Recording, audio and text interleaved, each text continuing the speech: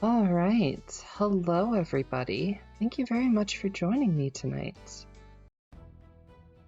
I know we have had a couple of nights in a row now. I wasn't entirely certain if I was feeling up to doing a stream tonight, but I was talking with Joes, and they happened to mention that this was a particular favorite of theirs. And so I figured, why not? Oh, I need to fix just one thing in my scene here first, though.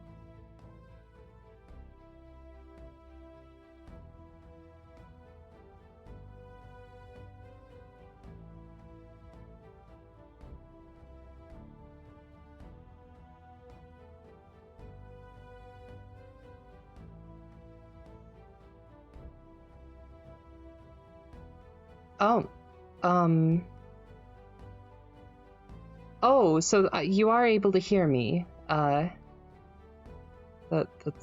good to hear, or good to know. Caffrey, are you able to hear me all right? We're good. Okay, thank you, Jess. Silly as that was, but, we all have our silly moments. So... Oh, Blaze, hello! Surprised you weren't already following me, but it's good to see you, cutie. Thank you for lurking with us tonight. So, yeah, as far as things go here, I think we will just get right into the story. Put that in the right place, and... Introduction. If you happen to have read another book about Christopher Robin, you may remember that he once had a swan, or the swan had Christopher Robin, I don't know which, and that he used to call this swan Pooh. That was a long time ago, and when we said goodbye, we took the name with us, as we didn't think the swan would want it anymore. Well, when Edward Bear said that he would like an exciting name all to himself, Christopher Robin said at once, without stopping to think, that he was Winnie-the-Pooh. And he was. So as I have explained the Pooh part, I will now explain the rest of it. You can't be in London for long without going to the zoo. There are some people who begin the zoo at the beginning, called weigh-in, and walk as quickly as they can past every cage until they get to the one called way out. But the nicest people go straight to the animal that they love the most and stay there. So when Christopher Robin goes to the zoo, he goes to where the polar bears are, and he whispers something to the third keeper from the left, and the doors are unlocked, and we wander through the dark passages and up steep stairs until at last we come to the special cage, and the cage is opened, and out trots something brown and furry, and with a happy cry of, "Oh, bear!" Christopher Robin rushes into its arms. Now this bear's name is Winnie, which shows what a good name for bears it is. But the funny thing is that we can't remember whether Winnie is called after Pooh, or Pooh after Winnie. We did know once, but we have forgotten.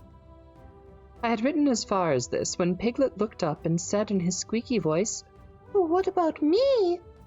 "My dear Piglet," I said, "the whole book is about you." "So it is about Pooh. He squeaked. "You see what it is. He is jealous because he thinks Pooh is having a grand introduction all to himself. Pooh is the favorite, of course, there's no denying it, but Piglet comes in for a good many things which Pooh misses, because you can't take Pooh to school without everyone knowing it. But Piglet is so small he slips into a pocket, where it is very comforting to feel him when you are not quite sure whether twice 7 is 12 or 22. Sometimes he slips out and has a good look in the ink pot, and in this way he has got more education than Pooh. But Pooh doesn't mind. Some have brains and some haven't, he says, and there it is. And now all the others are saying, "What about us?" So perhaps the best thing to do is stop writing introductions and get on with the book. There is a large map of the 100-acre wood. Let's see if I can shrink this down a little. No. Okay, there we go. So here we can see all of the 100-acre wood. And as I'm not really sure what we're trying to see with the map of the 100-acre wood, I suppose we'll simply continue on. Here we have a picture of Christopher Robin dragging Winnie-the-Pooh down the stairs by one arm, with his rump thumping on each step. Chapter 1, in which we are introduced to Winnie-the-Pooh and some bees, and the stories begin. Here is Edward Bear coming downstairs now, bump, bump, bump, on the back of his head behind Christopher Robin. It is, as far as he knows, the only way of coming downstairs, but sometimes he feels that there really is another way if only he could stop bumping for a moment and think of it. And then he feels that perhaps there isn't. Anyhow, here he is at the bottom and ready to be introduced to you. Winnie-the-Pooh. When I first heard his name, I said, just as you were going to say, "But I thought he was a boy?" "So did I," said Christopher Robin. "Well, then you can't call him Winnie." "I don't." "But you just said, he's Winnie-the-Pooh. Don't you understand what "the" means?" "Ah, yes, now I do," I said quickly, "and I hope you do too, because it is all the explanation you are going to get. Sometimes Winnie-the-Pooh likes games of some sort when he comes downstairs, and sometimes he likes to sit quietly in front of the fire and listen to a story. This evening—" "What about a story?" said Christopher Robin. "What about a story?" I said. "Could you very sweetly tell Winnie-the-Pooh one?" "I suppose I could." "What sort of stories does he like?" "About himself, because he's that sort of bear."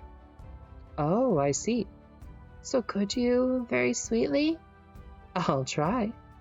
So I tried. Once upon a time, a very long time ago now, about last Friday, Winnie-the-Pooh lived in a forest all by himself, under the name of Sanders. "What does under the name mean?" asked Christopher Robin. "It means he had the name over the door in gold letters, and he lived under it." Winnie-the-Pooh wasn't quite sure. "No, I am," said a growly voice. "Then I will go on," said I. "What's wrong, Naruto? Are you not fond of Winnie-the-Pooh? Or is there perhaps something else you wanted to hear? We can always add things to the list." One day, when he was out walking, he came up to an open place in the middle of the forest, and in the middle of this place was a large oak tree, and from the top of the tree came a loud buzzing noise. "Oh, Naruto, I'm sorry it's 1 a.m. where you are, though that's definitely good to know. But no, I'm streaming because I want to, and that's ultimately all there is to it. I'm sorry if this woke you up, though, and hopefully it being a bedtime story will be something that you can, enjoy as you drift off to sleep if that's what you're looking to do. And if it's not, then perhaps it can be a nice soundtrack for whatever it is you were intending to do at 1 a.m. Although, knowing you, I might not want the details of what you're doing at 1 a.m. Most of the USA do I not sleep. Naruto, would it really surprise you? Winnie-the-Pooh sat down at the foot of the tree, put his head between his paws, and began to think. First of all, he said to himself, "That buzzing noise means something. You don't get a buzzing noise like that, just buzzing and buzzing, without its meaning something. If there's a buzzing noise, somebody's making a buzzing noise. And the only reason for making a buzzing noise, that I know of, is because you're a bee." Then he thought another long time and said, and the only reason for being a bee that I know of is making honey. And then he got up and said, And the only reason for making honey is so that I can eat it. So he began to climb the tree. He climbed, and as he climbed, he sang a little song to himself. It went something like this.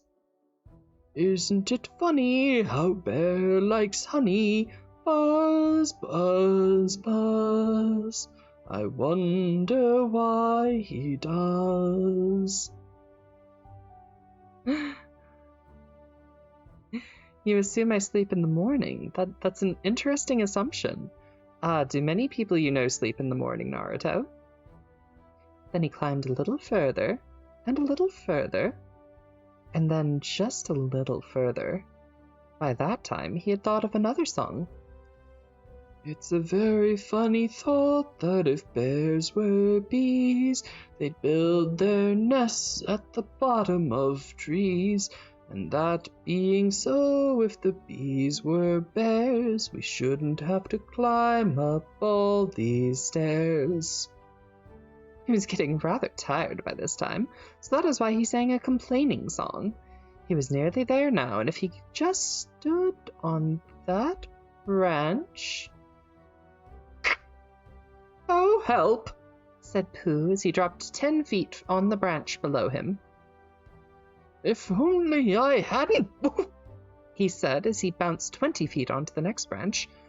You see what I meant to do, he explained as he turned head over heels and crashed onto another branch 30 feet below. What I meant to do... Of course, it was rather... he admitted as he slithered very quickly through the next 6 branches. It all comes, I suppose, he decided as he said goodbye to the last branch and spun 3 times round in the air and flew gracefully into a gorse bush. Oh, it all comes of liking honey so much. Oh, help. He crawled out of the gorse bush, brushed the prickles from his nose, and began to think again. And the first person he thought of was Christopher Robin. Naruto, I couldn't tell you what is suboptimal about sleeping at any given time. After all, that assumes that I sleep. And I do believe the predicate that we had here was no sleep, not even a little. But that aside... Was that me? Said Christopher Robin in an odd voice, hardly daring to believe it. That was you. Christopher Robin said nothing, but his eyes got larger and larger, and his face got pinker and pinker. So Winnie-the-Pooh went round to his friend Christopher Robin, who lived behind a green door in another part of the forest. Good morning, Christopher Robin, he said. Good morning, Winnie-the-Pooh, said you. I wonder if you've got such a thing as a balloon about you. A balloon? Yes, I just said to myself coming along, I wonder if Christopher Robin has such a thing as a balloon about him. I just said it to myself, thinking of balloons and wondering. What do you want a balloon for? Winnie-the-Pooh looked round to see that nobody was listening, put his paw to his mouth, and said in a deep whisper, Honey. But you don't get honey with a balloon. I do. Well, it just happened that you had been to a party the day before at the house of your friend Piglet, and you had balloons at the party. You had a big green balloon, and one of Rabbit's relations had a big blue one and had left it behind, being really too young to go to a party at all, and so you had brought the green one and the blue one home with you. Which one would you like? You asked Pooh. He put his head between his paws and thought very carefully. It's like this, he said. When you go after honey with a balloon, the great thing is not to let the bees know you're coming. Now, if you have a green balloon, they might think you were only part of the tree and not notice you. And if you have a blue balloon, they might think you were only part of the sky and not notice you. And the question is, which is most likely? Wouldn't they notice you underneath the balloon? You asked. They might, or they might not, said Winnie-the-Pooh. You never can tell with bees. He thought for a moment and said, I shall try to look like a small black cloud. That will deceive them. Then you had better have the blue balloon, you said. So it was decided. Caffrey, you've seen me sleep. Or have you?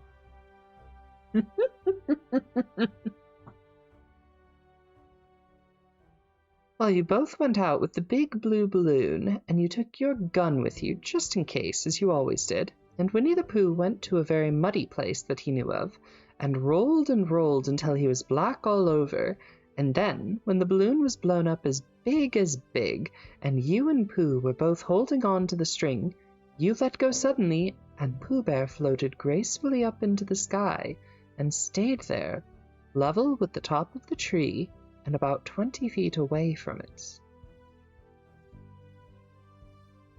Hooray! You shouted.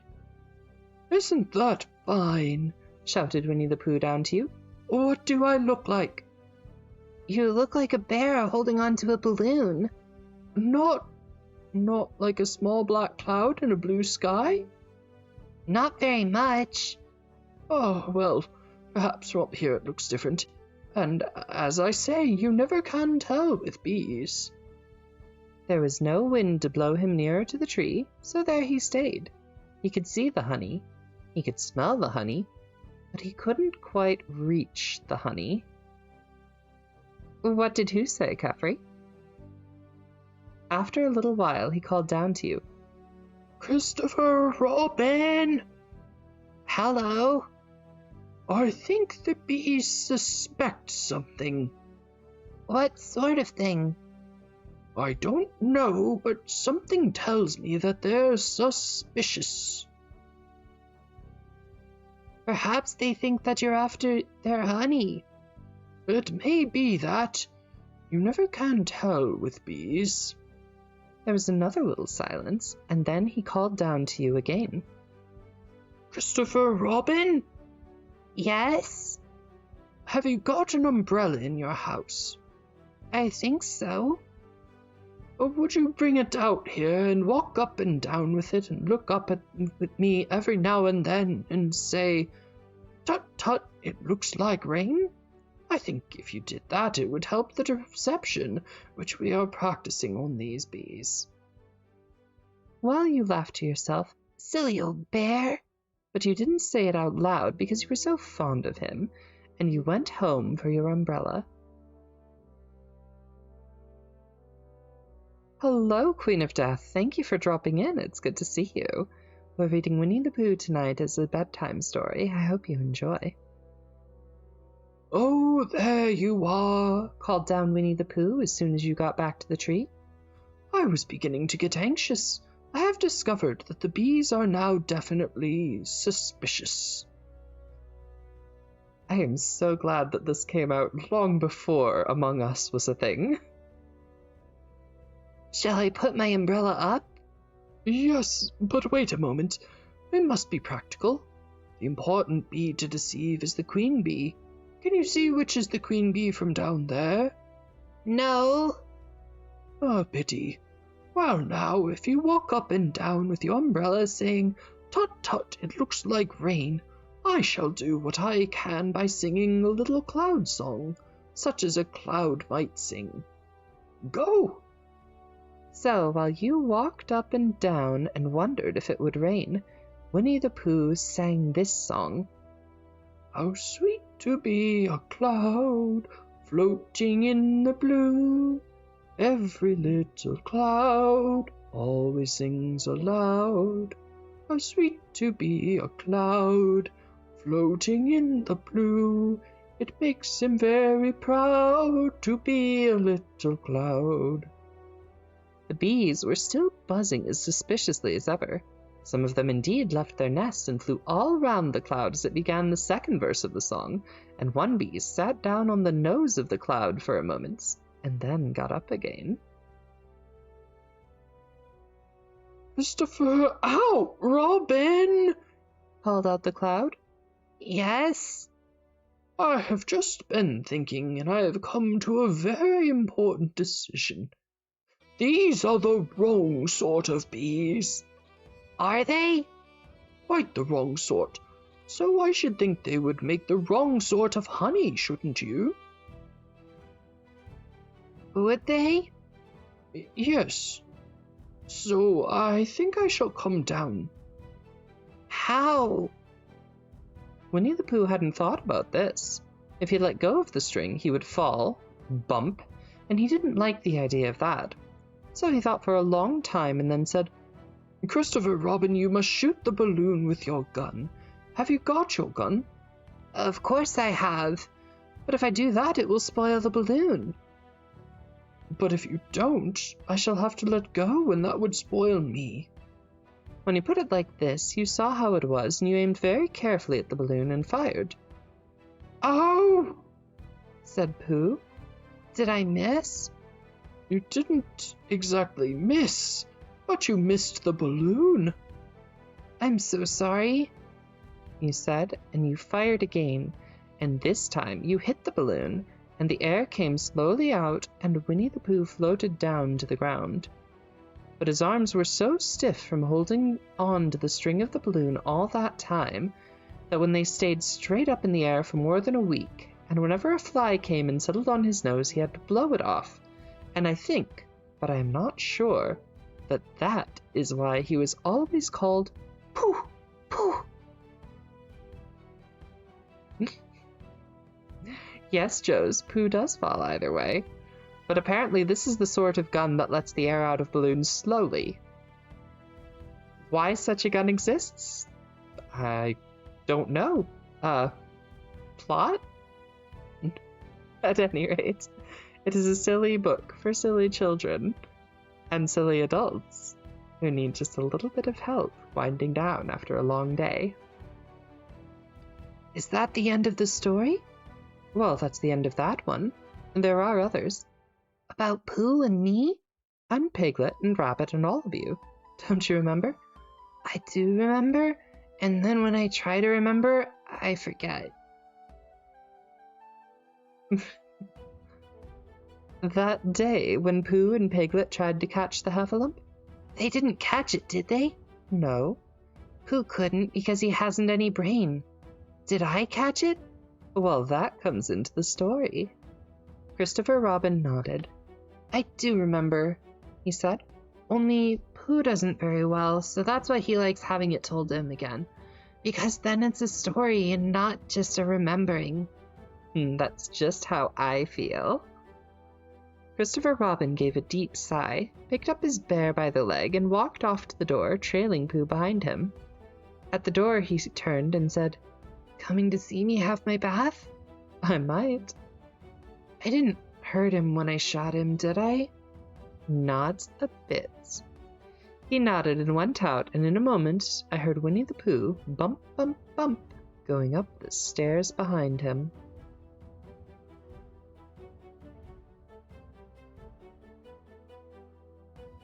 So, next we'll have a chapter 2, but I'm going to take just a moment to drink something here.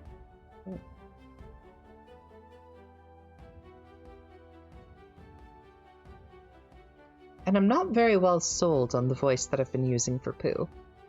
Don't get me wrong, it sounds fairly like what I think a lot of people tend to associate with Pooh, but I don't know. As child as it sounds, I don't think I like it very much. It's hard to do, and I don't know that it sounds all that great. So, I'm going to put this to chat.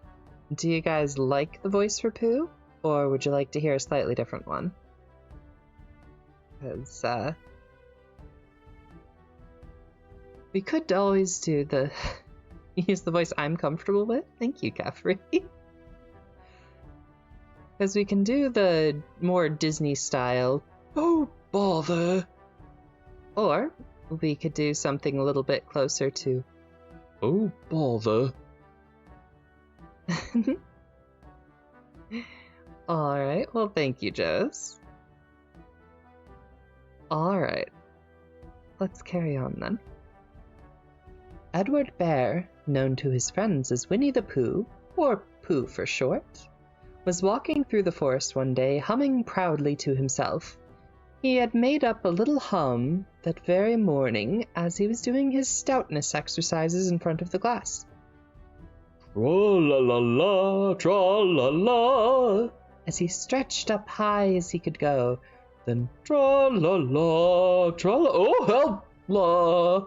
as he tried to reach his toes. After breakfast, he had said it over and over to himself until he had learnt it by heart, and now he was humming it right through properly. It went like this. Tra-la-la, tra-la-la, tra-la-la, tra-la-la. Rum-tum tiddle-lum-tum, twiddle-twiddle, twiddle-twiddle, twiddle-twiddle, twiddle-twiddle, rum-tum-tum, tiddle-lum.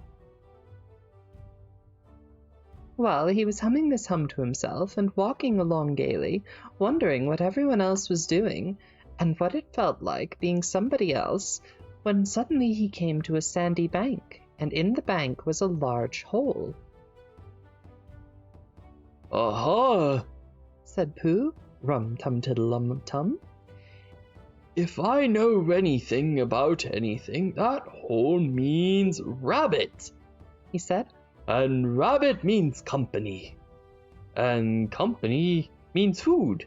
And listening to me humming and such. Rum-tum-tum, tiddle-lum.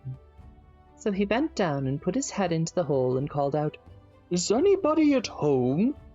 There was a sudden scuffling noise from inside the hole, and then silence.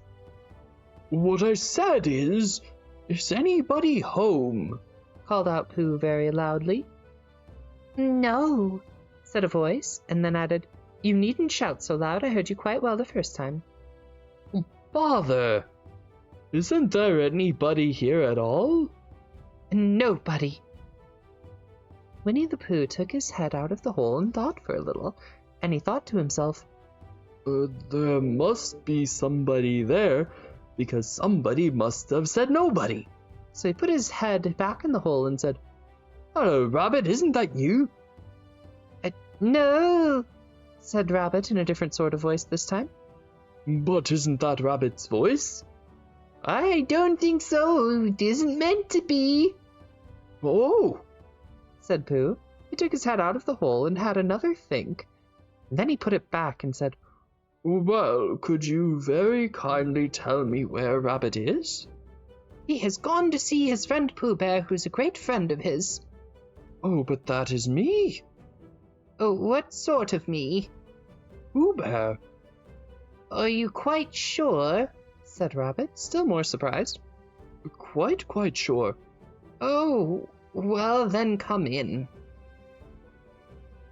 So Pooh pushed and pushed and pushed his way through the hole, and at last he got in. You were quite right, said Rabbit, looking him all over. It is you. Oh, glad to see you. Who did you think it was?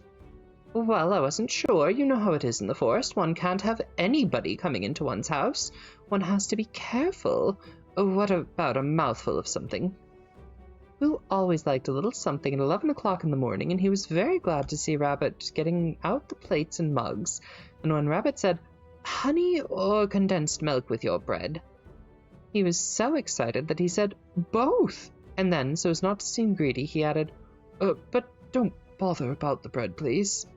And for a long time after that, he said nothing until at last, humming to himself in a rather sticky voice, he got up, shook a rabbit lovingly by the paw, and said that he must be going.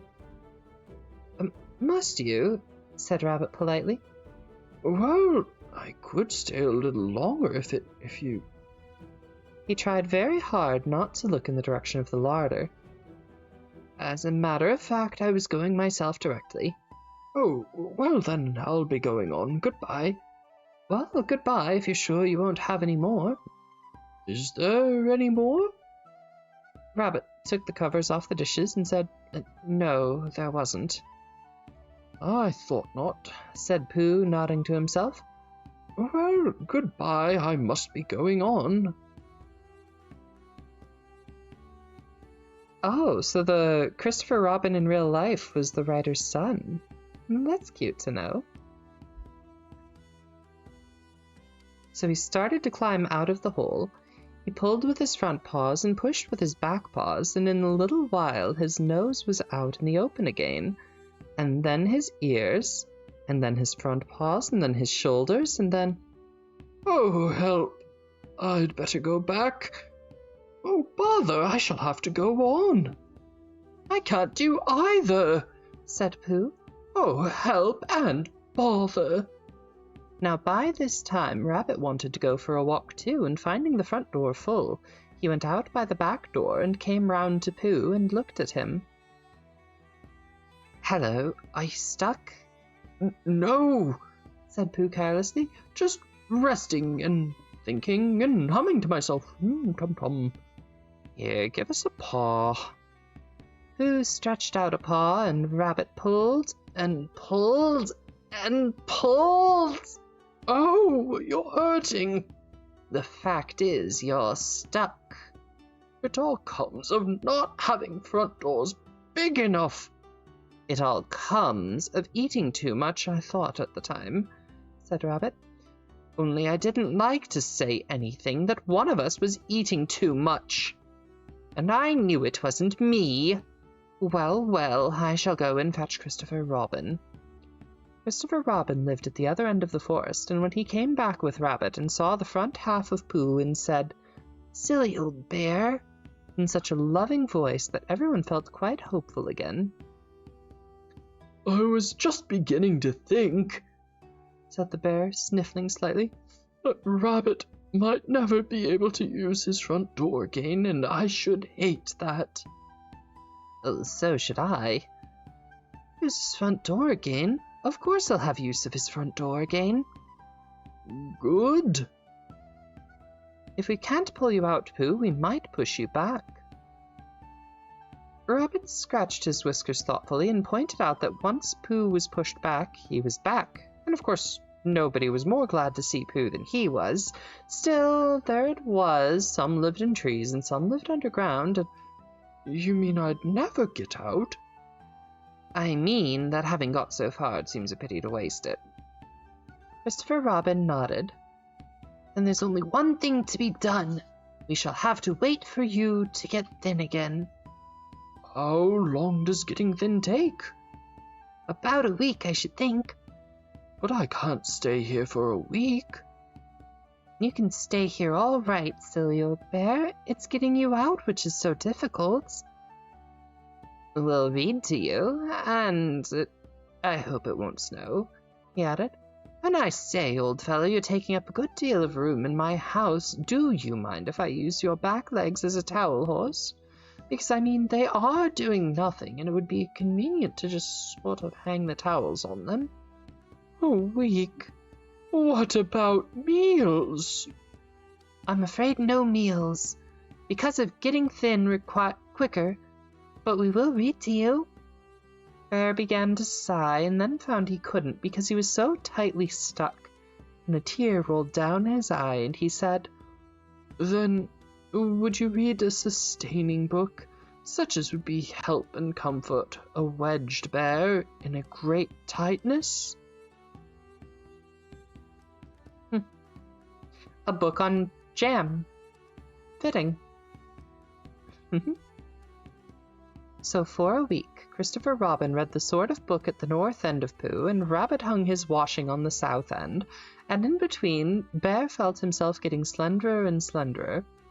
And at the end of the week, Christopher Robin said, "Now!" So he took hold of Pooh's front paws, and Rabbit took hold of Christopher Robin, and all Rabbit's friends and relations took hold of Rabbit, and they pulled together, and for a long time Pooh only said, "Oh!" and "Oh!" Well, that is a great number of friends and relations, I think.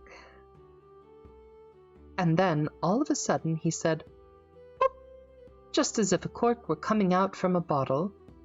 And Christopher Robin and Rabbit and all Rabbit's friends and relations went head over heels backwards, and on top of them came Winnie-the-Pooh, free.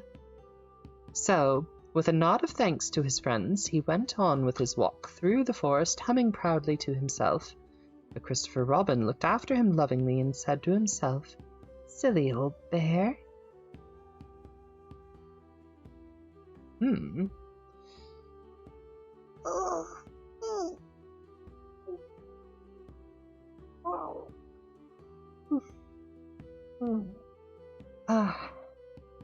It is nice to have stretchies sometimes.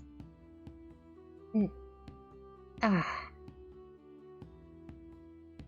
gotta shake, shake, shake my sillies out. Shake, shake, shake my sillies out. Shake, shake, shake my sillies out and wiggle my waggles away. Not to get too raffy on all of this. Oh, that's a very cute, very snuggly emote you've just sent there, Joes. Thank you.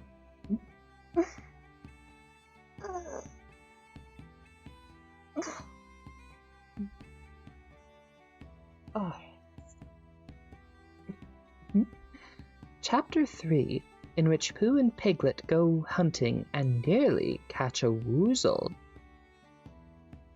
The Piglet lived in a very grand house in the middle of a beech tree, and the beech tree was in the middle of the forest, and Piglet lived in the middle of the house. Next to his house was a piece of broken board which had "Trespassers Woo" on it.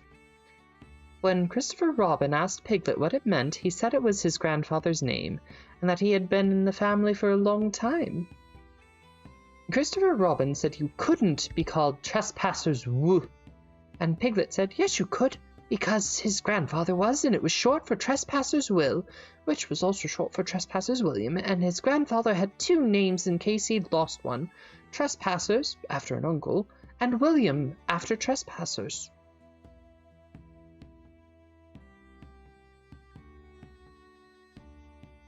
"I've got two names," said Christopher Robin carelessly. "Well, there you are. That proves it." That's almost not squeaky enough for a piglet. We'll have to see about it. One fine winter's day, when Piglet was brushing away the snow in front of his house, he happened to look up, and there was Winnie-the-Pooh walking round and round in a circle, thinking of something else, and when Piglet called to him, he just went on walking.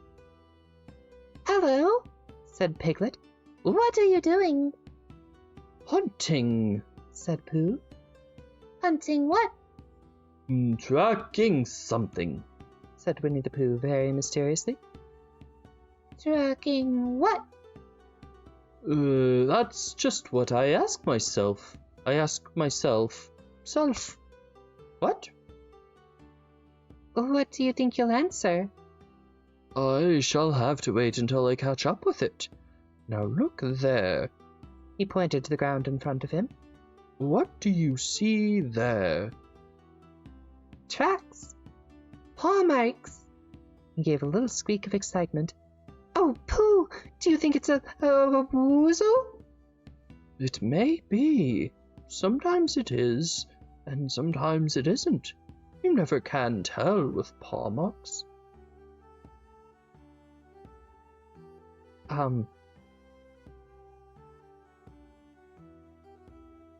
Hello, Arm. That's quite the, statement? Thank you for joining us, though. With these few words, he went on tracking, and Piglet, after watching him for a minute or two, ran after him. Winnie-the-Pooh had come to a sudden stop and was bending over the tracks in a puzzled sort of way. "What's the matter?" asked Piglet. Hello, Rage. Thank you for joining us. Yes, I'm streaming Winnie-the-Pooh. "It's a very funny thing," said the bear. "but there seem to be two animals now. This whatever it was has been joined by another whatever it is, and the two are now proceeding in company. Would you mind coming with me, Piglet, in case they turn out to be hostile animals?" Piglet scratched his ear in a nice sort of way, and said that he had nothing to do until Friday and would be delighted to come, in case it really was a woozle. You mean in case it really is two woozles? Said Winnie-the-Pooh, and Piglet said that anyhow he had nothing to do until Friday, so they went off together. I am enjoying this stream quite a bit. It's been a while since I read the Winnie-the-Pooh books, and it's cute, it's cozy, it's nice for a night like this. How are you enjoying things, Arm? Thank you for the loving rage. It's delightful to have somebody offering such kind emotions toward me.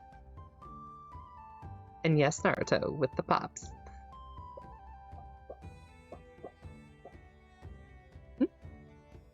There was a small spinney of larch trees just here, and it seemed as if the two woozles, if that's what they were, had been going round this spinney. So round this spinney went Pooh and Piglet after them.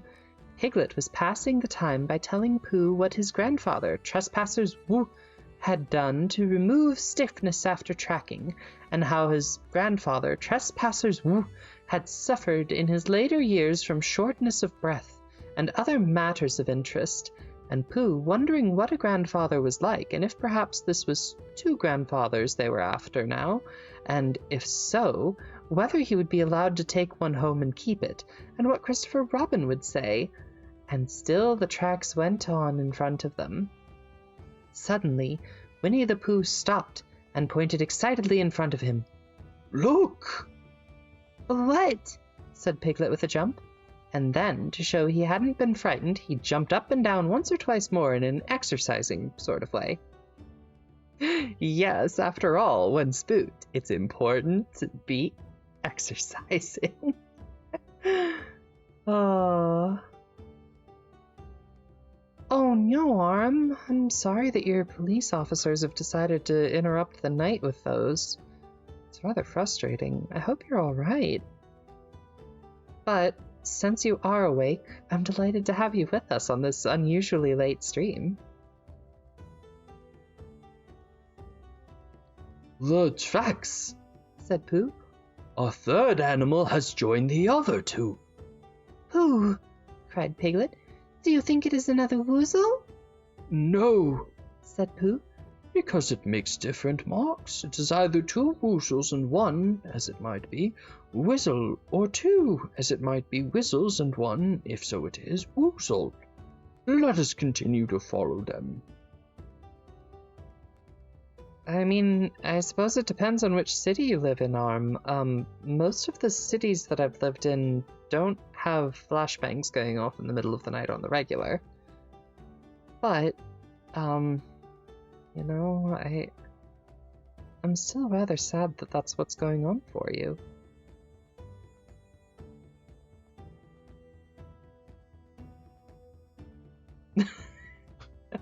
Okay, Naruto, thank you for confirming for me. So on they went, feeling just a little anxious now in case the three animals in front of them were hostile of intent. And Piglet wanted very much for his grandfather TW to be there instead of elsewhere.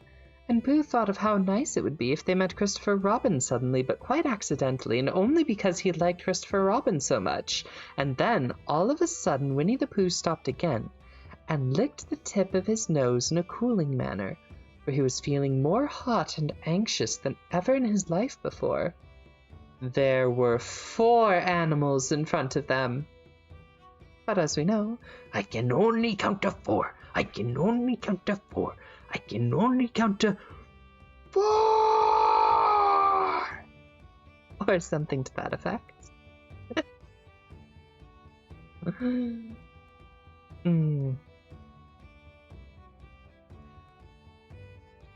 Do you see, Piglet? Look at their tracks. 3, as it were, woozles, and 1, as it was, whizzle.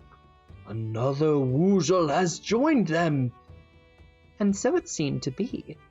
There were the tracks crossing over each other here and getting muddled up with each other there, but very plainly, now and then, the tracks of 4 sets of paws. Kefri, most cities do have a certain amount of police intervention that's required. However, flashbangs are not typically the level of intervention that is required in an urban setting. That's a little bit more military. Well, Naruto, Kefri lives in an area where such trouble wouldn't normally be had. It would be an unusual and remarkable event, talked about by the people for quite some time after. Ah, I see. So your cats are beautiful. Got it.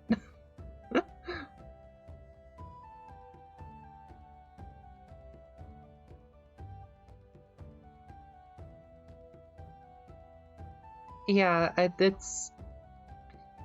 I'll allow it this time, but yeah, we do try to keep things a little bit restrained here because this channel is technically for all audiences. But with that said, I wouldn't assume ARM is in America, although I am not quite certain where else that would be expected. But one swear on a stream. All right. Well, I would say that that probably classifies. Oh, you're very American. Okay. Well, I am sorry that the city that you're in is apparently having some problems.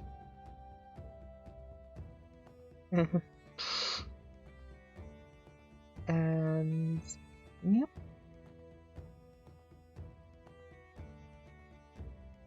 Shows, I don't much care if PG-13 allows for such language. I would prefer not to have it in my chat tonight, thank you.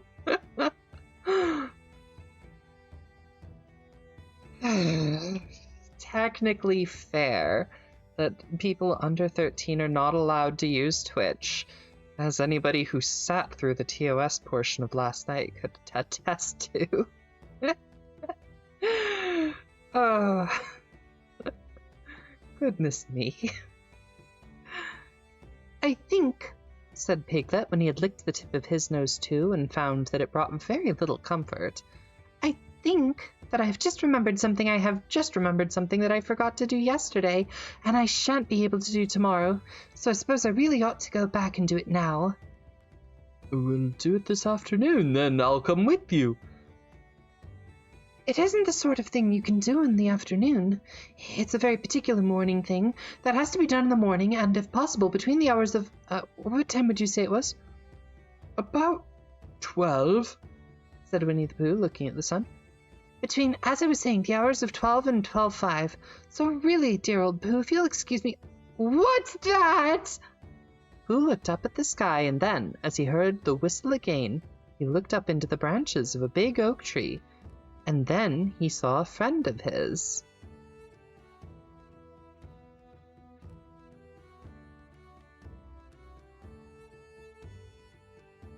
It's Christopher Robin, he said. Oh, and then you'll be all right, said Piglet. You'll be quite safe with him. Goodbye. And he trotted off home as quickly as he could, and very glad to be out of all danger again.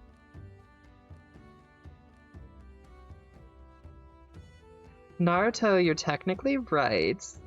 Still, if I do end up posting this someplace like YouTube later, there's always the possibility.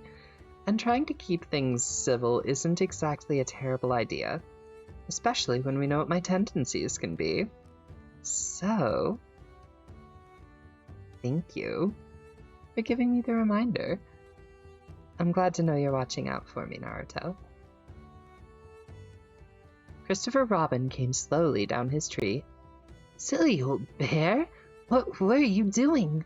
First you went round the spinnery twice by yourself, and then Piglet ran after you and you went round again together, and you were just going round a fourth time. Wait a minute, said Winnie-the-Pooh, holding up his paw. He sat down and thought in the most thoughtful way he could think. Then he fitted his paw into one of the tracks, and then he scratched his nose twice and stood up. Yes, I see now. I have been foolish and deluded. and I am a bear of no brain at all. You're the best bear in all the world, said Christopher Robin soothingly. Am I? Pooh said hopefully, and then he brightened up suddenly. Anyhow, it is nearly luncheon time. So he went home for lunch. Forget civilization, become monkey? I don't quite have the tail for a monkey, although I do have several tails, but they're not the sort you need to be classified as a monkey.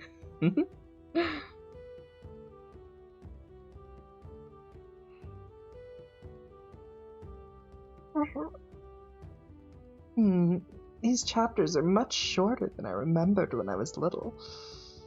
Well, I suppose that's not a bad thing in its own way.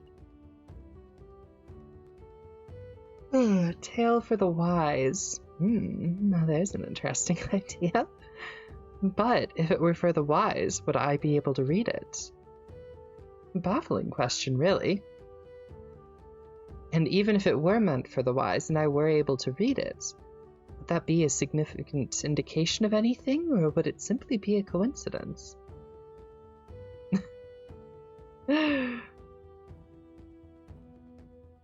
Alests? What is an alest, Naruto? And yes, Joes, the computers in Star Trek have been very helpful in their own way.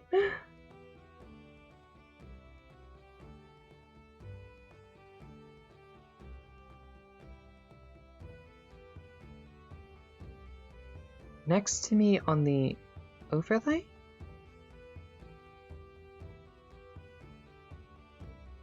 Oh, alerts! That's an R, silly Naruto. Yes. Why it's there, I'm not sure. I think you would have to ask Luli.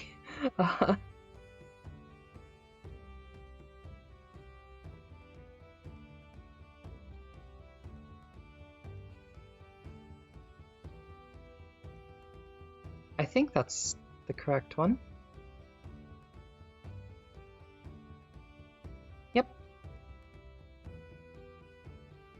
Well, no, that's not how I write an R, but that is a cursive R, Naruto. At least that was when I was going to school. But when I was going to school, we still taught cursive. Typing was a fairly new subject. So, you know. Well, we all have our own times. Who reads cursive? Well, historians for one.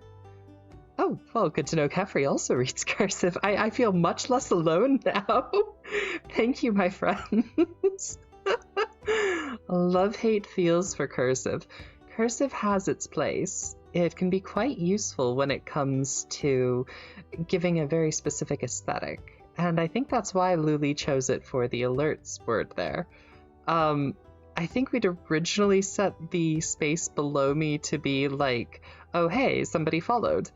But since I don't have anything like that integrated with Twitch right now, I guess I could, just haven't done. Instead, I've been putting it with what I'm actually doing. So when we're reading The Adventures of Winnie-the-Pooh, or The Adventures of Arsène Lupin, Gentleman Bandit, you know, it's something that people can see there. Oh, they got rid of your cursive in your school, Joes? I'm sad to hear it. I mean, cursive isn't ideal, but it's something that I've incorporated into my own handwriting that made me significantly faster. Also, the loops look pretty, and I like the loops, so we're sticking with the loops on my handwriting. Although I don't think anyone's had cause to see what my handwriting looks like at this point, so perhaps I shall write something by hand one day and show that off for everyone.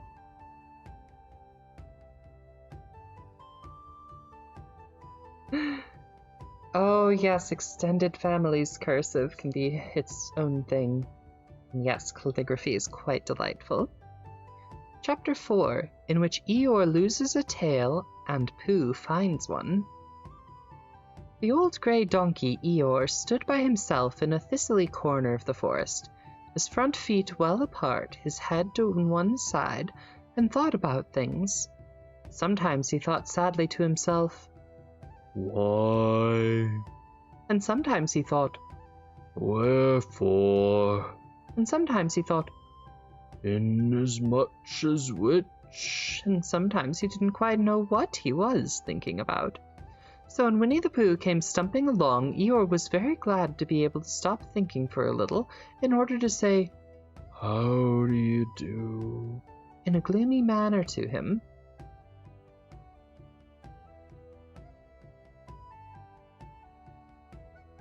"And how are you?" said Winnie-the-Pooh. Eeyore shook his head from side to side. "Not very how. I don't seem to have felt at all how for a long time." "Dear, dear," said Pooh.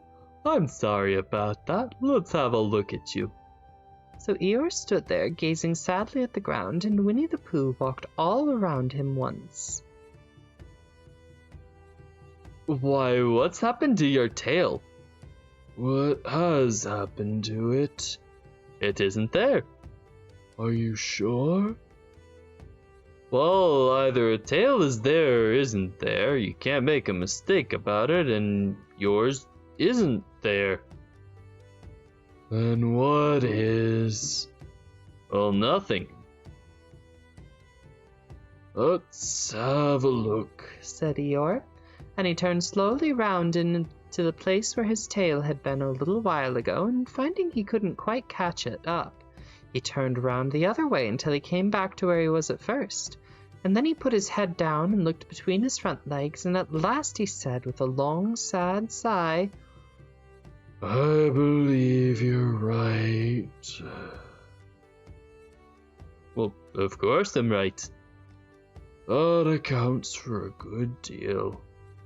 It explains everything, no wonder." You must have left it somewhere." "Somebody must have taken it. How like them," he added after a long silence. Pooh felt that he ought to say something helpful about it, but he didn't quite know what, so he decided to do something helpful instead. Winnie-the-Pooh will find your tail for you." "Thank you, Pooh," answered Eeyore. "You're a real friend, not like some." So Winnie-the-Pooh went off to find Eeyore's tail. There was a fine spring morning in the forest as he started out. Little soft clouds played happily in the blue sky, skipping from time to time in front of the sun as if they had come out to put it out, and then sliding away suddenly so that the next might have his turn.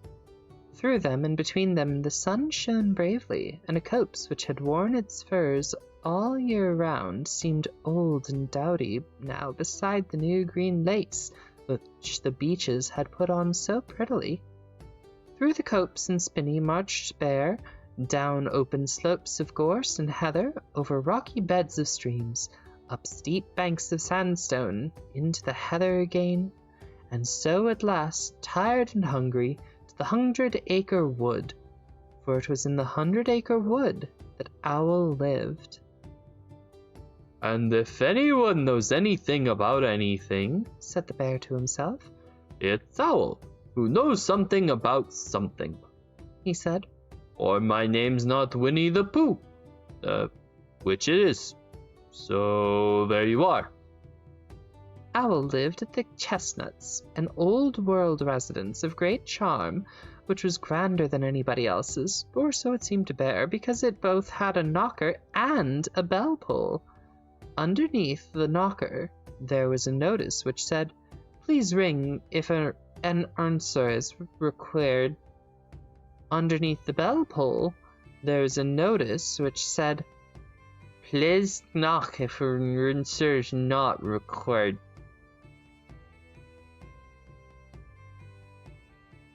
These notices had been written by Christopher Robin, who was the only one in the forest who could spell, for Owl, wise though he was in many ways, able to read and write and spell his own name, W-O-L, yet somehow went to all pieces over delicate words like measles and buttered toast.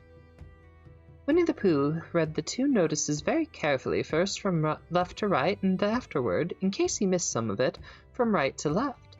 Then, to make quite sure, he knocked and pulled the knocker, and he pulled and knocked the bell rope, and he called out in a very loud voice, "Owl, I require an answer. It's Bear speaking." And the door opened, and Owl looked out. "Hello, Pooh. How's things?" "Terrible and sad, because Eeyore, who is a friend of mine, has lost his tail, and he's moping about it. So could you very kindly tell me how to find it for him?" "Well, the customary procedure in such cases is as follows." "What does crustamony proceed cake mean? For I am of a very little brain, and long words bother me." "It means the thing to do." "As long as it means that, I don't mind," said Pooh humbly. "The thing to do is as follows. First, issue a reward, then—" "Just a moment," said Pooh, holding his paw. "What do we do to this, what you were saying? You sneezed just as you were going to tell me." "I didn't sneeze." "Yes, you did, Owl." "Excuse me, Pooh, I didn't. You can't sneeze without knowing it." "Well, you can't know it without something having been sneezed." "What I said was first issue a reward." "You're doing it again," said Pooh sadly. "A reward," said Owl very loudly. "We will write a notice to say we will give a large something to anybody who finds Eeyore's tail." I see, said Pooh, nodding his head.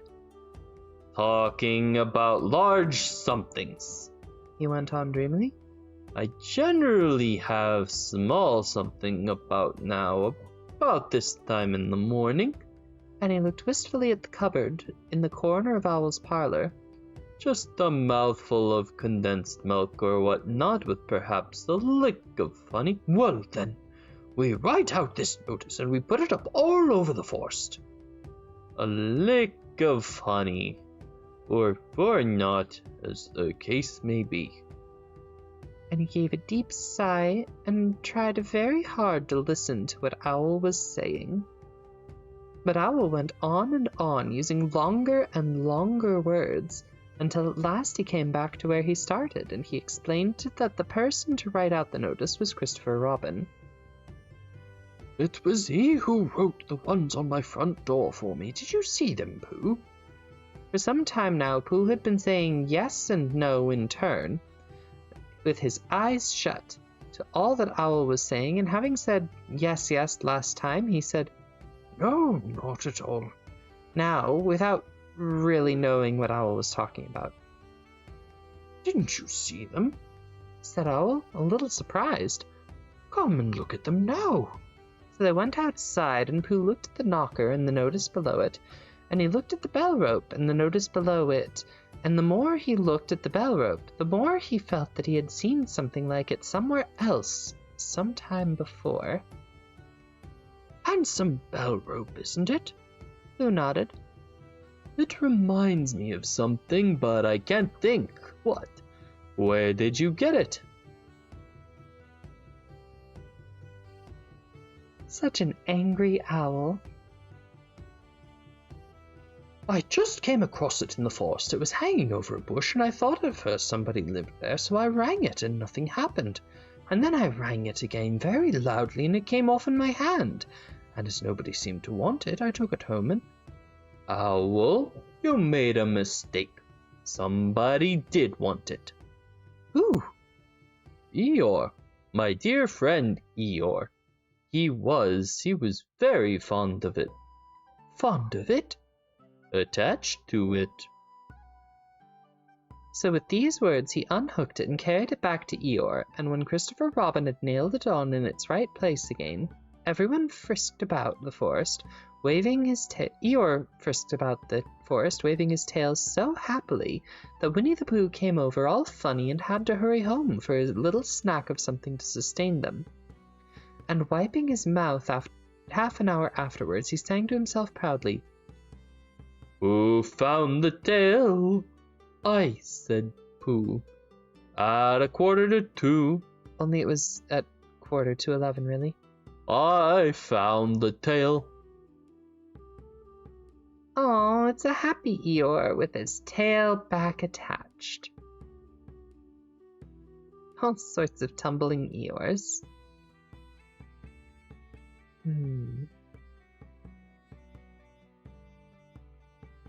All right. Another chapter break. Though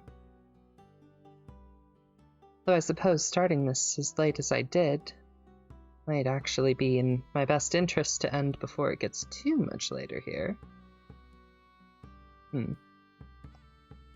But I think I probably have another chapter left in me. How's everyone in chat doing? Been having a good time so far?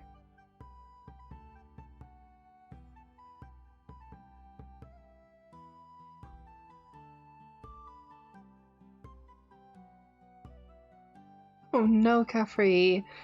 Well, take care of your battery there. And yes, Naruto, I'm well aware that the problem is entirely that I started later than I meant to. But somebody may or may not have dragged me into a private call, and it took a little bit for us to finish what we were doing there. Caffrey, I'm glad you're doing well and comfy, but sorry to hear you're cold. That's a rather frustrating place to be. You're not wrong, but it sounds far more mysterious when people don't necessarily know who it is I called. Which isn't to say that I've called anybody. And you're right, Naruto, I don't strictly have to stream. But this should put me within, I believe, 2 streams of having affiliate membership. So the stream itself isn't a bad thing.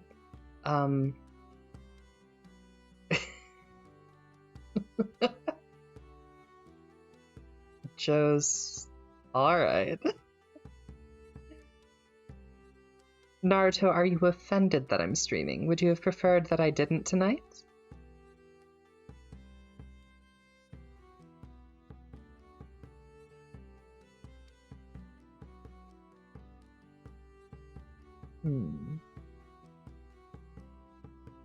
I think we should meet a Heffalump. One day, when Christopher Robin and Winnie-the-Pooh and Piglet were talking together, Christopher Robin finished the mouthful he was eating and said carelessly, "I saw a Heffalump today, Piglet." "Oh, what was it doing?" "Just lumping along. I don't think it saw me." "I saw one once, at least I think I did, only perhaps it wasn't." "So did I," said Pooh, wondering what a Heffalump was like. "You don't often see them," said Christopher Robin carelessly. "Well, not now." "Not at this time of the year." Then they all talked together about something else until it was time for Pooh and Piglet to go home together. At first, as they stumped along the path which edged the 100-acre wood, they didn't say much to each other, but when they came to the stream and had helped each other cross the stepping stones, they were able to walk side by side again over the heather. They began to talk in a friendly way about this and that, and Piglet said, "If you see what I mean, Pooh." And Pooh said, "It's just what I think myself, Piglet." And Piglet said, "But on the other hand, Pooh, we must remember." And Pooh said, "Quite true, Piglet, although I had forgotten it for the moment." And then, just as they came to the 6 pine trees, Pooh looked round to see that nobody else was listening, and said in a very solemn manner, "Piglet, I have decided something."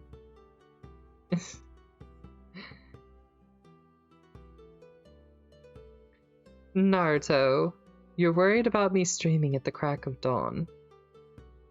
That's... well... I'm not guaranteeing that it's far off, or that it's spot on. But you're also not wrong that it's probably not my usual stream time. At the same time, it would be good for me to vary my times a little bit and see whereabouts people tend to enjoy listening to me and in what ways. So, I think I am going to continue being at least a little bit experimental.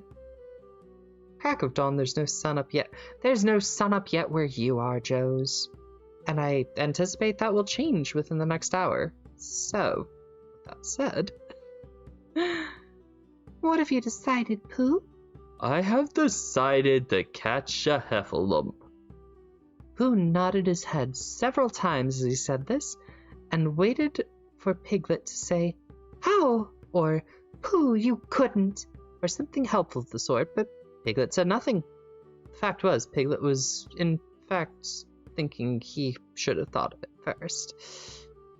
I shall do it, said Pooh after waiting a little longer. By means of a trap, and it must be a cunning trap, so you will have to help me, Pooh. Piglet. "Ooh," said Piglet, feeling quite happy again now. "I will." And then he said, "How shall we do it?" And Pooh said, "That's just it. How?" And then they sat down together to think it out. Pooh's first idea was that they should dig a very deep pit, and then the heffalump would come along and fall into the pit and... "Why?" Why what? "Why would he fall in?" Pooh rubbed his nose with his paw and said the heffalump might be walking along, humming a little song and looking up at the sky, wondering if it would rain, and so he wouldn't see the very deep pit until he was halfway down when it would be too late. Piglet said this was a very good trap, but supposing it were raining already? Pooh rubbed his nose again and said he hadn't thought of that, and then he brightened up and said that if it were raining already, the heffalump would be looking at the sky wondering if it would clear up, and so he wouldn't be able to see the very deep pit until he was halfway down, when it would be too late. Piglet said that now this was the point he had explained. He thought it was a cunning trap. Pooh was very proud when he heard this, and he felt the heffalump was as good as caught already. Caffrey, thank you so much for joining. Get some good sleep.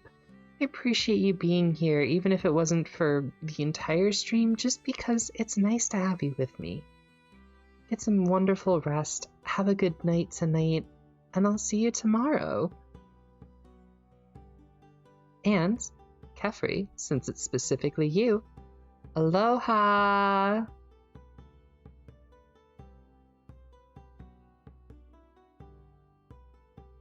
Piglet said that. So, Pooh was very proud when he heard this, and felt the heffalump was as good as caught already, but there was just one other thing which had to be thought about, and it was this. Where should they dig the very deep pit? Piglet said that the best place would be somewhere where a heffalump was, just before he fell into it, only about a foot further on. But then he would see us digging it. Not if he was looking at the sky. He would suspect if he happened to look down. He thought for a long time and then added sadly, It isn't as easy as I thought. I suppose that's why heffalumps hardly ever get caught. Oh, Caffrey, I'm sorry. I didn't mean to make you tired and cold on my account. Get some good rest. Know that I'm appreciative just that you've chosen to spend some time with me. You're awesome. I'll see you when you're, awake and happy to be around, and your phone has a full battery.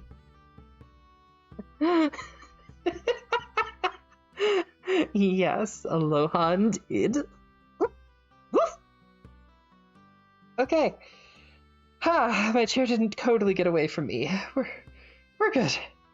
We're good.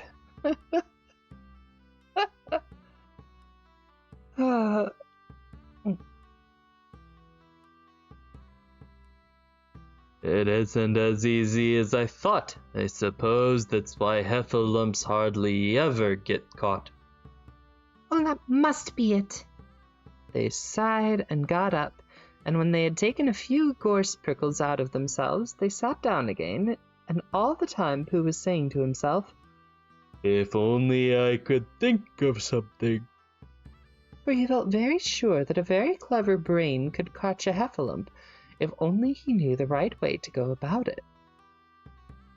Suppose you wanted to catch me, how would you do it? Well, I should do it like this. I should make a trap, and I should put a jar of honey in the trap, and you would smell it, and you would go in after it, and I would go in after it, only very carefully so as not to hurt myself, and I would get the jar of honey, and I should lick round the edges first of all, pretending that there wasn't any more, you know.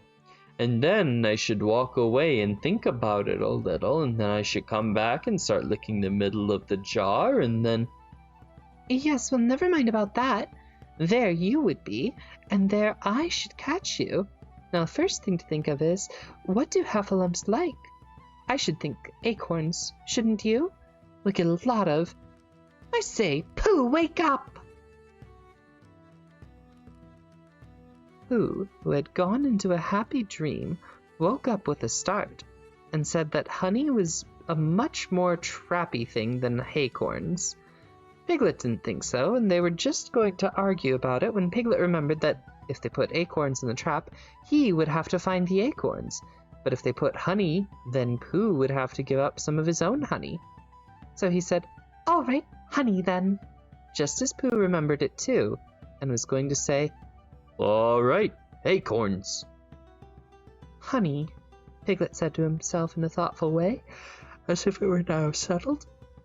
"I'll dig the pit while you go get the honey." "Very well," said Pooh, and he stumped off.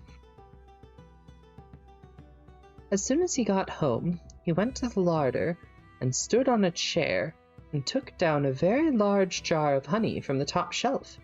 It had honey written on it, but just to make sure, he took the paper cover off and looked at it, and looked just like honey. "But you never can tell," said Pooh. "I remember my uncle saying once that he had seen cheese just this color." So he put his tongue in and took a large lick. "Yes, it is, no doubt about that. And honey, I should say, right down to the bottom of the jar." I'm glad to hear you've joined me, Lexi. Thank you for dropping in. Unless, of course, somebody put cheese in at the bottom as a joke. Perhaps I had better go a little further, just in case. In case heffalumps don't like cheese. Same as me, yeah. And he gave a deep sigh. I was right. Honey right the way down. Having made certain of this, he took the jar back to Piglet, and Piglet looked up from the bottom of his very deep pit and said, "Got it?" And Pooh said, "Yes, but it isn't quite a full jar." And he threw it down to Piglet, and Piglet said, "No, it isn't. Is that all you've got left?" And Pooh said, "Yes." Because it was. So Piglet put the jar at the bottom of the pit and climbed out, and they went off home together. "Well, good night." "Well, good night, Pooh." said Piglet when they had gotten to Pooh's house. "And we meet at 6 o'clock tomorrow morning by the pine trees to see how many heffalumps we've got in our trap." 6 o'clock, Piglet. And have you got any string? "No? Why do you want string?" To lead them home with. "Oh, I think heffalumps come if you whistle." Well, some do and some don't. You never can tell with heffalumps. Well, good night. "Good night." And off Piglet trotted to his house, trespassers whoop, while Pooh made the preparations for bed. Some hours later, just as night was beginning to steal away, Pooh woke up suddenly with a sinking feeling. He had that sinking feeling before, and he knew what it meant. He was hungry. So he went to the larder and stood on a chair and reached up to the top shelf and found nothing. That's funny, He thought. I know I had a jar of honey there, a full jar full of honey right up to the top, and it had honey written on it, so I should know it was honey. That's very funny. And then he began to wander up and down, wondering where it was, and murmuring a murmur to himself like this. It's very, very funny, 'cause I know I had some honey, 'cause it had a label on saying honey. A goluptious full of pot too, and I don't know where it's got to. No, I don't know where it's gone. Well, it's funny. He had murmured this to himself 3 times in a singing sort of way, when suddenly he remembered he had put it into the cunning trap to catch the heffalump. Father, said Pooh, it all comes of trying to be kind to heffalumps. And he got back into bed, but he couldn't sleep. The more he tried to sleep, the more he couldn't. He tried counting sheep, which is sometimes a good way of getting to sleep, and as that was no good, he counted heffalumps, and that was worse, because every heffalump that he counted was making straight for a pot of Pooh's honey, and eating it all. For some minutes he lay there miserably, but when 587th heffalump was licking its jaw, saying itself, "Very good honey this, I don't know where I've tasted better," Pooh could bear it no longer. He jumped out of bed, he ran out of the house, and he ran straight to the 6 pine trees. Jim the bowling pin, thank you so much for dropping in. It's lovely to have you here with us. I'm glad it's got some good memories for you as well.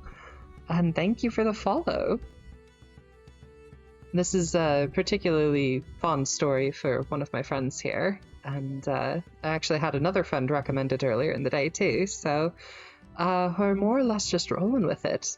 But I'm quite enjoying it too. It's been far too long since I revisited the 100-Acre Wood.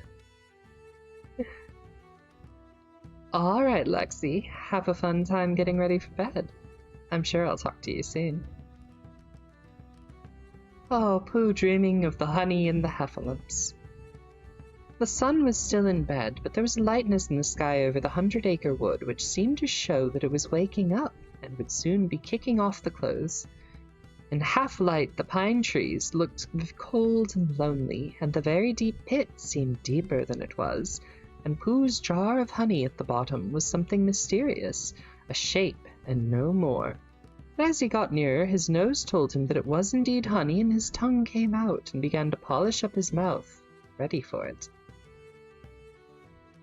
Father, said Pooh as he got his nose inside the jar. A heffalump has been eating it. And as he thought a little, he said, Oh, no, I forgot. Indeed, he had eaten most of it, but there was a little bit left at the very bottom of the jar, and he pushed his head right in and began to lick.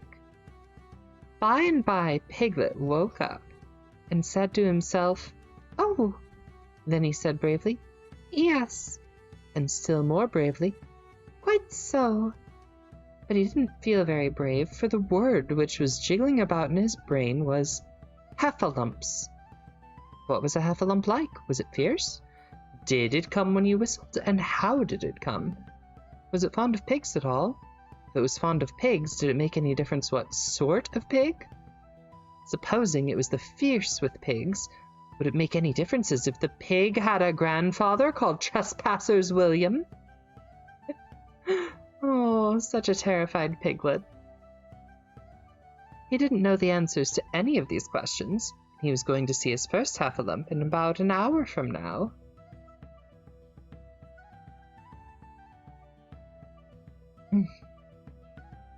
Of course Pooh would be with him, and it was much more friendly with 2. But suppose heffalumps were very fierce with pigs and bears? Wouldn't it be better to pretend that he had a headache and couldn't go up to the 6 pine trees this morning? But then suppose that it was a very fine day and there was no heffalump in the trap. Here he would be, in bed all morning, simply wasting his time for nothing. What should he do? And then he had a clever idea. He would go up very quietly to the 6 pine trees now, peep very cautiously into the trap and see if there was a heffalump there. And if there was, he would go back to bed, and if there wasn't, he wouldn't. So off he went. At first, he thought there wouldn't be a heffalump in the trap, and then he thought that there would. And as he got near, he was sure there would, because he could hear it heffalumping about it like anything. Oh dear, oh dear, oh dear, said Piglet to himself. And he wanted to run away, but somehow, having got so near, he felt he must just see what a heffalump was like. So he crept to the other side of the trap and looked in. And all the time, Winnie-the-Pooh had been trying to get the honey jar off his head. The more he shook it, the more tightly it stuck. Father, He said inside the jar, and oh, help! and mostly, Oh! and he tried bumping it against things, but he couldn't see what he was bumping it against. It didn't help him, and he tried to climb out of the trap, but as he could see nothing but the jar and not much of that, he couldn't find his way. So at last he lifted up his head, jar and all, and made a loud roaring noise of sadness and despair, and it was at that moment that Piglet looked down.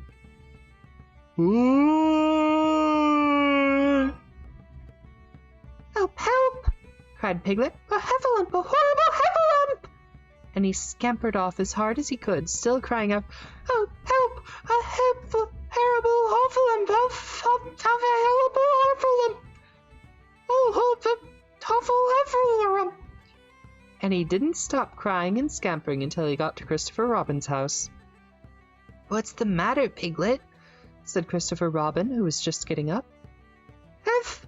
said Piglet, breathing so hard he could hardly speak. A heffalump!" "Oh, where?" "Up there," said Piglet, waving his paw. "What did it look like?" "Looked like it had the biggest head you ever saw, Christopher Robin, a great enormous thing, like nothing, a huge big ball, like I don't know, like an enormous big nothing, like a jar." "Oh, well," said Christopher Robin, putting on his shoes. "I shall go and take a look at it. Come on." Piglet wasn't afraid if he had Christopher Robin with him, so off they went.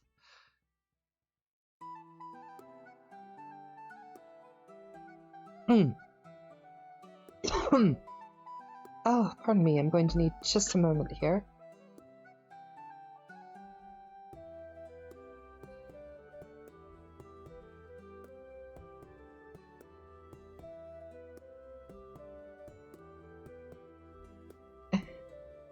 Yes, Lexi, that's exactly what I'm doing.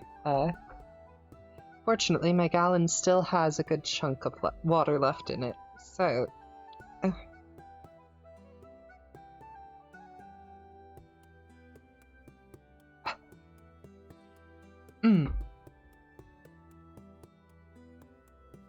"I can hear it, can't you?" said Piglet anxiously as they got near. "I can hear something," said Christopher Robin. It was Pooh, bumping his head against a tree root he had found. "There!" said Piglet. "Isn't it awful?" And he held on tight to Christopher Robin's hand. Suddenly, Christopher Robin began to laugh, and he laughed, and he laughed, and he laughed. And while he was still laughing, crash went the heffalump's head against the tree root. Smash went the jar, and out came Pooh's head again. Then Piglet saw what a foolish piglet he had been, and he was so ashamed of himself that he ran straight off home and went to bed with a headache. But Christopher Robin and Pooh went home to breakfast together.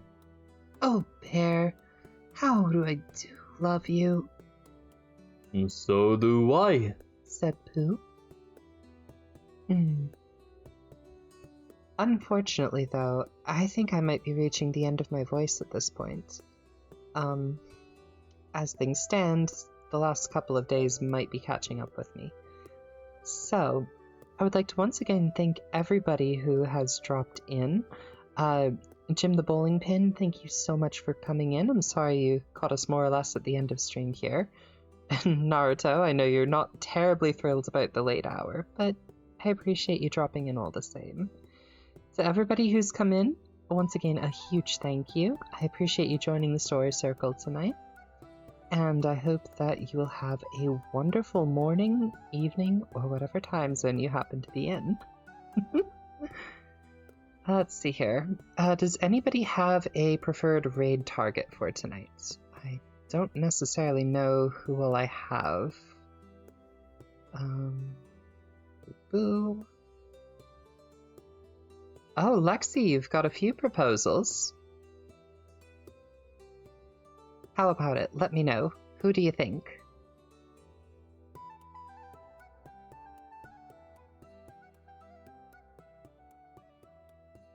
Poor Rage fading back into dust.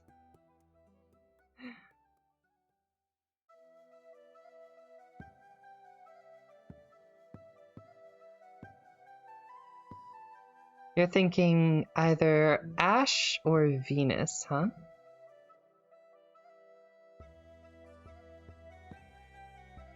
Mini-Nomia is what Rage would propose. I don't know Mini-Nomia. But I did just stream with Ash recently here. It might be appropriate to raid her. I think I may actually go with that suggestion. A D20, there's 3 options. That's hardly fair. A D6 would be a more appropriate option. Let's see.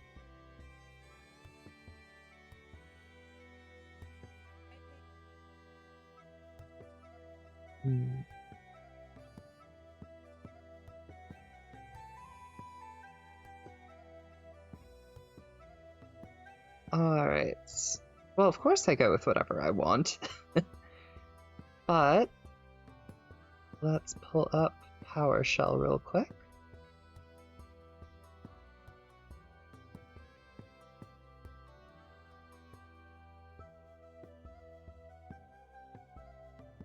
And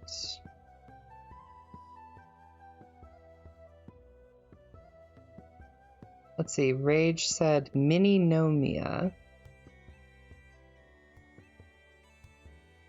Where did my PowerShell go?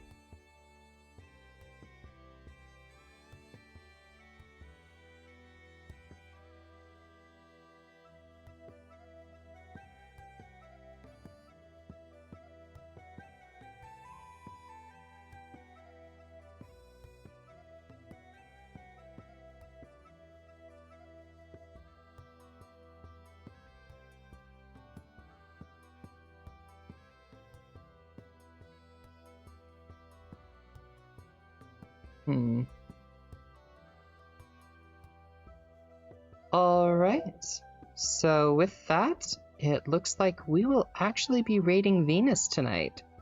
So, Lexi, thank you for the recommendation.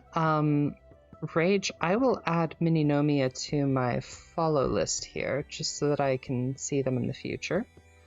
And yeah, let's get the raid started here.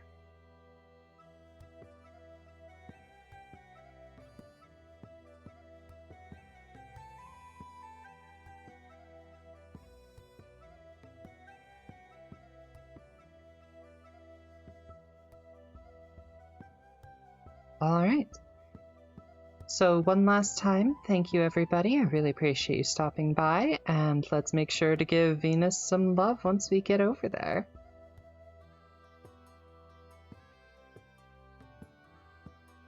Good night.